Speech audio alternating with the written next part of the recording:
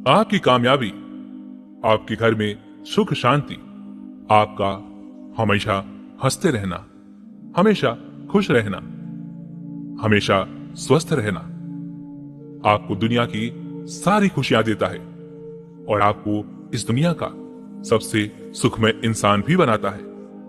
आज की जो कहानी मैं आपको सुनाने जा रहा हूं, इस कहानी में पूरी दुनिया का ज्ञान है, पूरी दुनिया का समाधान है। इसलिए ये कहानी आप अंत तक अवश्य देखिएगा। बहुत समय पहले की बात है। एक छोटा सा नगर था। उस नगर में एक बहुत ही धनी सेठ रहा करता था। उस धनवान सेठ के पास कहने को सब कुछ था, किसी चीज की कोई कमी नहीं थी। उस धनवान सेठ ने अपने जीवन में बहुत बड़े बड़े मुकाम हासिल किए थे। उसने अपने जीवन में कई सफलताएं प्राप्त की थी। वो जिस नगर में भी व्यापार करने जाता, वहां पर भी उसे सफलता मिलना निश्चित था। वह अपने जीवन में कभी भी हारा नहीं था। उसका व्यापार भी खूब जोरों शोरों से चल रहा था। उसके पिताजी ने उसे ऐसी 4 बातें बता रखी थी जिसका वह नियमित पालन किया करता था और उन्हीं बातों का वह अनुसरण किया करता था। और उन्हीं बातों की वजह से उसका जीवन बड़ा ही सुखमय था। वह जीवन के हर क्षेत्र में सफल था। ऐसे ही काफी समय बीत गया और अब वो धनवान सेठ काफी बूढ़ा हो चुका था। अब उसे लगने लगा था कि मेरी मृत्यु बहुत नजदीक है, मेरी मृत्यु कभी भी हो सकती है। और वह जानता था कि उसका बेटा बहुत भोला है, बहुत नादान है, उसे अभी दुनियादारी की समझ नहीं है। इसलिए उसने अपने बेटे को अपने पास बुलाया और अपने बेटे से कहता है, बेटा, मैंने अपने पिताजी से 4 बातें सीखी थी और उन्हीं बातों को मैंने अपने जीवन में उतारा। उन्हीं के अनुसरण की वजह से आज मैं अपने जीवन में इतना सफल हूं, अपना जीवन सुखमय पूर्वक बिता रहा हूं। उन्हीं बातों की वजह से आज मैं इतना सुखी हूं, संतुष्ट हूं और इतना धनवान हूं। ना ही कभी मुझे कोई बीमारी हुई और ना ही मुझे कभी कोई धन की कमी हुई। और तुम देख ही पा रहे हो कि मैं इस नगर का सर्वश्रेष्ठ धनवान हूं। लेकिन आज मेरे पास जो कुछ भी है मैं उससे संतुष्ट हूं, मैं खुश हूं। लेकिन मैं चाहता हूं कि तुम मुझसे भी आगे बढ़ो, तुम और नाम कमाओ, तुम और धन कमाओ, लोग तुम्हारे बारे में जाने, तुम्हें पहचाने। क्योंकि हमारा समय कुछ और था और तुम्हारा आने वाला समय कुछ और ही है। उस धनवान सेठ ने अपने बेटे को अपने और करीब बुलाया और उससे कहने लगा, बेटा, आज मैं तुमको दुनिया की ऐसी 4 महत्वपूर्ण बातें बताने जा रहा हूं जो मुझे मेरे पिताजी ने बताई थी और इसी के कारण आज मैं इतना सफल हूं। यदि तुमने इन सभी बातों को अपने जीवन में उतार लिया, इनका नियमित तौर पर पालन किया, इनका अनुसरण किया, तो तुम भी अपने जीवन में अत्यधिक धनवान बन जाओगे, अपने जीवन को अत्यधिक सुखमय तौर पर बिताओगे। इन बातों के अनुसरण से ना तो तुम्हारे घर परिवार में कोई दुख आएगा और ना ही तुम्हारे व्यापार में कभी कोई परेशानी उत्पन्न होगी। इतना कहकर वह धनवान सेठ अपने बेटे को वो 4 बातें बताना शुरू करता है। वह कहता है, बेटा, सबसे पहली बात है कि काम पर छांव में जाना और छांव में आना। दूसरी बात, अपने घर के चारों तरफ चमड़े की बाड़ रखना। तीसरी बात, हमेशा मीठा करके खाना। और चौथी बात, अपनी पत्नी को बांध कर पीटना। इतना कहकर वह धनवान सेठ अब निश्चिंत हो चुका था। वह यह जानता था कि उसका बेटा बहुत भोला है, वह अपने पिता की बात अवश्य मानेगा और इन सभी 4 बातों को वह अपने जीवन में उतारेगा और इनका अनुसरण भी करेगा। देखते देखते कुछ महीने बीत गए और फिर एक दिन वह धनवान सेठ मृत्यु को प्राप्त हो गया।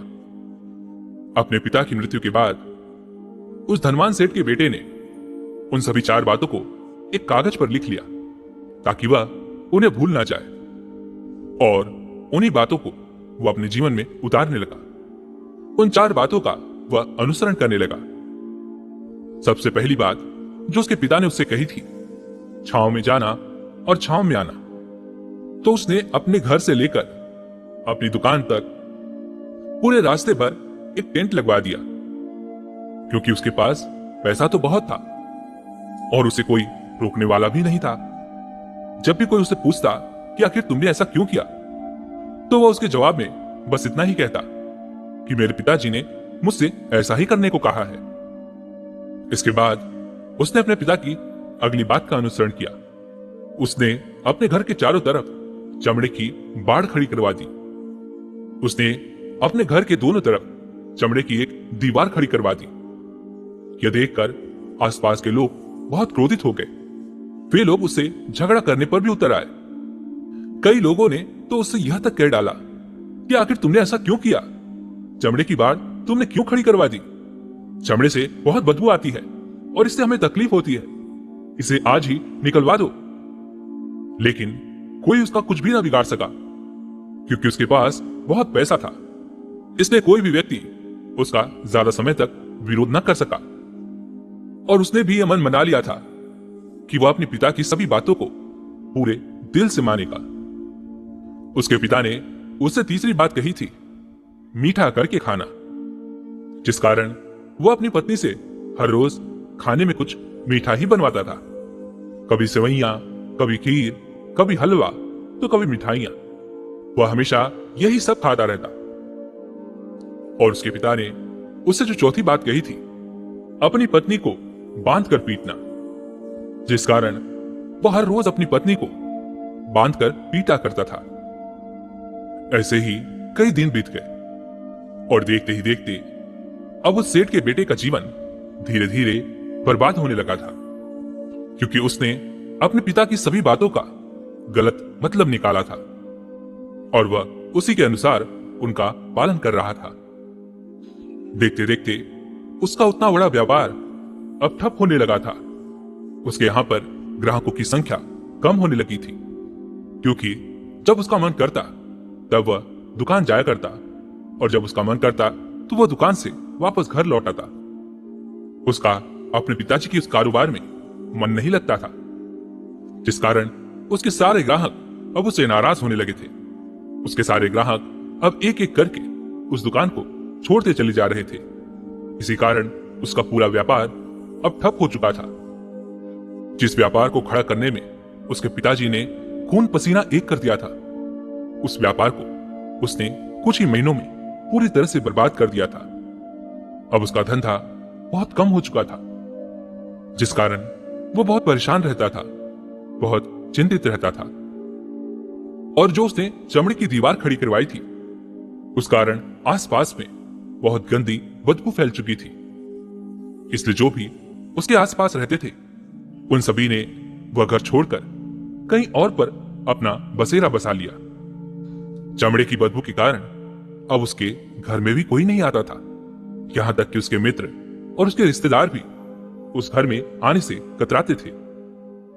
लेकिन अब भी उसे यह समझ नहीं आ रहा था कि आखिर यह सब हो क्यों रहा है। वो बहुत परेशान रहने लगा था और वह हमेशा मीठा भोजन किया करता था, जिस कारण उसका वजन बहुत ज्यादा बढ़ चुका था। और इस मोटापे के कारण उसके शरीर में न जाने कितनी सारी बीमारियों ने अपना घर बना लिया था। आए दिन अब उसके घर पर वेद आने लगे थे। इन्हीं कारणों से अब उसका पैसा भी इन चीजों में बर्बाद होने लगा था। और अपने पिता की जो चौथी बात उसने मानी थी, वह थी अपनी पत्नी को बांधकर पीटना, जिसकी वजह से उसकी पत्नी उससे नाराज हो गई और वह घर छोड़कर अपने मायके लौट गई। उसने अपनी पत्नी को मनाने की कोशिश की, तरह तरह के उपाय किए, लेकिन उसकी पत्नी नहीं मानी। और वैसे भी कोई भी स्त्री ऐसे मर्द के साथ क्यों रहना चाहेगी जो उसे बेवजह ही बेबात पर ही बांधकर पीटता हो। देखते देखते अब उस सेठ के बेटे का पूरा जीवन बर्बाद हो चुका था। ना तो अब उसके पास वो व्यापार बचा था, ना ही धन, ना ही उसकी पत्नी, और ना ही वो रिश्तेदार जो पैसों के लिए उसके आसपास घूमा करते थे। और तो और अब उसका स्वास्थ्य भी ठीक नहीं रहता था, जिस कारण वो बहुत चिंतित रहने लगा था, बहुत परेशान रहने लगा था। उसे ये सब समझ ही नहीं आ रहा था, क्या हो रहा है और क्यों हो रहा है। इन सभी बातों को लेकर वो बहुत परेशान रहता और वो मन ही मन अपने पिताजी को कोसा करता। वह कहता, पिताजी, आपने तो मेरा पूरा जीवन बर्बाद कर दिया। आपकी उन 4 बातों के कारण आज मुझसे मेरा सब कुछ छिन चुका है। ना तो मेरे पास वो व्यापार रहा, ना ही धन दौलत, ना ही वो रिश्तेदार, ना ही मेरी पत्नी, और यहां तक कि मेरे स्वास्थ्य ने भी मेरा साथ छोड़ दिया है। आप ही के कारण आज मेरा पूरा जीवन बर्बाद हो चुका है। यदि मैंने आपकी वो 4 बातें ना मानी होती, यदि मैंने उन्हें अपने जीवन में ना उतारा होता, तो आज मैं एक सुखमय जीवन जी रहा होता। आपकी इन 4 बातों पर चलकर मुझे क्या मिला? मैंने एक आज्ञाकारी बेटे की तरह आपकी सारी बातें भली भांति मानी, उन पर यकीन किया, उनका अनुसरण किया। लेकिन मैं ही मूर्ख था जो मैंने आपकी उन बातों पर आंख बंद करके यकीन कर लिया। इतना कहकर वो फूट फूट कर रोने लगा। तभी उसे एक दिन पता चला कि उसके पास के नगर में एक साधु आए हुए हैं और वह साधु सभी की समस्याओं का हल बताते हैं। चाहे कैसी भी समस्या हो, वह उसका निवारण अवश्य करते हैं। यह सुनकर उसने सोचा कि चलो एक बार मिलकर देखता हूं, हो सकता है कि मेरी भी समस्या का समाधान मुझे मिल जाए। इस आशा के साथ वह उन साधु के पास पहुंचा। वहां पहुंचकर सीधा वो उनके चरणों में जा गिरा और जोर जोर से रोने लगा। वह कहने लगा, हे गुरुवर, अब आप ही मुझे बचा सकते हैं। मेरे पिताजी ने तो मेरा पूरा जीवन बर्बाद करके रख दिया। आज मेरी जो भी स्थिति है वो सब मेरे पिताजी के कारण ही है। मेरे पिताजी ने मुझे जैसा कहा मैंने वैसा ही किया। हमेशा एक अच्छे बेटे की तरह उनकी सारी बातें मानी, अपने सारे फर्ज निभाए। और देखिए मेरे पिताजी ने मेरे साथ क्या किया। मरते मरते भी वो मुझे गलत बात सिखा गए और उसका खामियाजा मुझे आज भुगतना पड़ रहा है, क्योंकि मैंने उनकी सभी बातों को अपने जीवन में उतारा, उनका अनुसरण किया। और देखिए आज मेरे साथ क्या हो गया। मेरा तो पूरा जीवन ही बर्बाद हो गया। मैं अब तक ये नहीं समझ पाया कि मेरे पिताजी ने मेरे साथ ऐसा क्यों किया। क्या मैंने उनके साथ कुछ गलत किया था? इतना कहकर वो उन साधु के सामने और भी जोर जोर से रोने लगा। तब वो साधु महाराज उस सेठ के बेटे से कहते हैं, बेटा चुप हो जाओ, पहले मुझे अपनी सारी बात तो बताओ। आखिर तुम्हारे साथ क्या हुआ है? तुम इस तरह से क्यों रो रहे हो? तुम्हारी इस परेशानी का क्या कारण है? उन साधु के इतना कहने पर उस सेठ के बेटे ने वह पर्ची उन साधु के हाथ में रख दी, जो उसने अपने पिता की मृत्यु के बाद लिख रखी थी, जिसमें उसने अपने पिता की वह 4 बातें लिखी थी। उन साधु ने वो पर्ची ली और उसे पढ़ने लगे, और उन्होंने जैसे ही वह पढ़ा वह जोर जोर से हंसने लगे। और वह उस सेठ के बेटे से कहते हैं, तुम कितने बड़े मूर्ख हो। तुम्हारे पिता ने तो तुम्हें दुनिया का सारा ज्ञान दे दिया, लेकिन तुम उसे समझ नहीं पाए, तुम उसका सही तरह से पालन नहीं कर पाए, और कहते हो कि तुम्हारे पिता ने तुम्हें गलत राह दिखाई है, तुम्हें गलत संदेश दिया है। तुम्हारे पिताजी तो तुम्हारी परीक्षा ले रहे थे कि तुम उनकी बातों को समझ पाते हो या नहीं, तुम उनकी बातों का सही मतलब निकाल पाते हो या नहीं। यदि वो चाहते तो इसका मतलब तुम्हें अच्छी तरह से बता सकते थे, लेकिन वो चाहते थे कि तुम इन बातों का मतलब खुद से जानो, खुद से समझो कि इन बातों का क्या अर्थ है।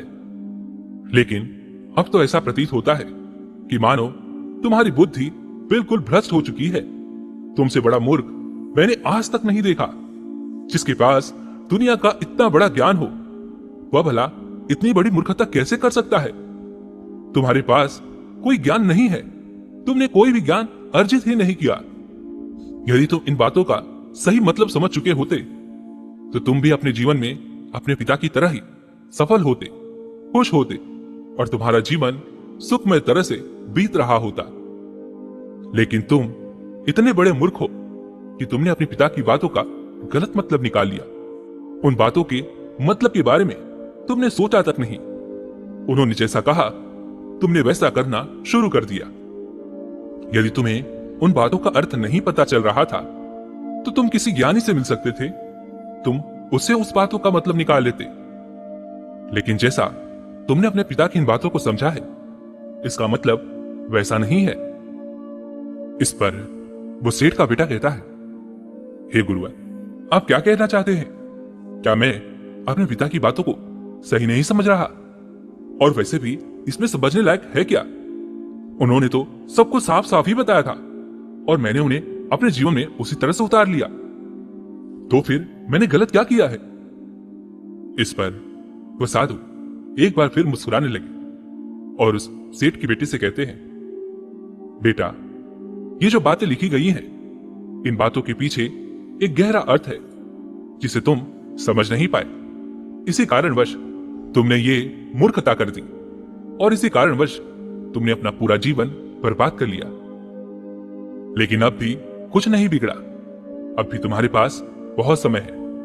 यदि तुम चाहो तो अब से मेहनत करके भी तुम अपने जीवन में एक बार फिर से वो जीवन प्राप्त कर सकते हो, वो खुशहाली, वो समृद्धि, सब कुछ हासिल कर सकते हो।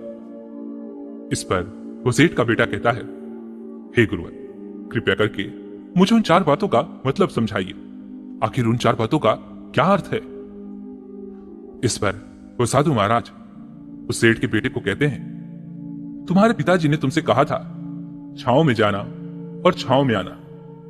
इसका मतलब यह है, सूर्य निकलने से पहले ही तुम दुकान पर पहुंच जाना और सूर्यास्त होने के बाद ही तुम वापस घर आना, जिससे तुम्हें दुकान पर अधिक से अधिक समय मिल पाएगा। तुम उस काम को अच्छी तरह समझ पाओगे, उस काम को अच्छी तरह से कर पाओगे, उस काम को बढ़ाने में तुम अपना दिमाग लगा पाओगे और तुम अपने काम में तरक्की कर पाओगे। लेकिन तुमने तो इसका गलत ही मतलब निकाल लिया। तुमने तो अपने घर से लेकर दुकान तक एक ऐसा टेंट लगवा दिया जिससे तुम छांव में आ सको और छांव में जा सको। अब तुम ही बताओ, क्या तुमने अपने पिताजी की इन बातों का सही मतलब समझा था? यह सुनकर वो सेठ का बेटा जोर जोर से रोने लगा और कहने लगा, हे गुरुवर, मेरी ही गलती थी।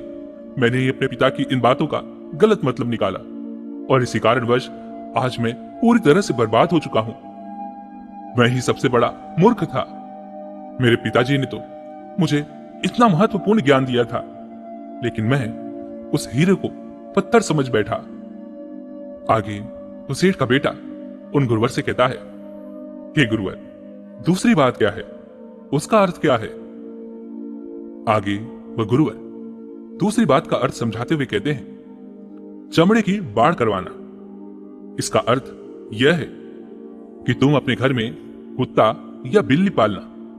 जब तुम अपने घर में कुत्ता या बिल्ली पालोगे तो यह तुम्हारे घर की चारों ओर से रक्षा करेगा, जिससे तुम्हारी धन दौलत पूरी तरह से सुरक्षित रहेगी और तुम बेफिक्र होकर दुकान पर मन लगा सकोगे, बेफिक्र होकर दुकान के कामों को समझ सकोगे और तरक्की कर पाओगे। और तो और तुम्हारे मन में कभी यह भी डर नहीं होगा कि कहीं कोई चोर आकर मेरी संपत्ति न चुरा ले। चमड़े की बाढ़ करवाने का असली मतलब यह है, लेकिन तुमने तो चमड़े की बाढ़ करवाने का मतलब कुछ और ही निकाल दिया। तुमने तो अपने घर की दोनों दीवार को ही चमड़े से पूरी तरह से भरवा दिया, जिस कारण आसपास गंदी बदबू फैल गई।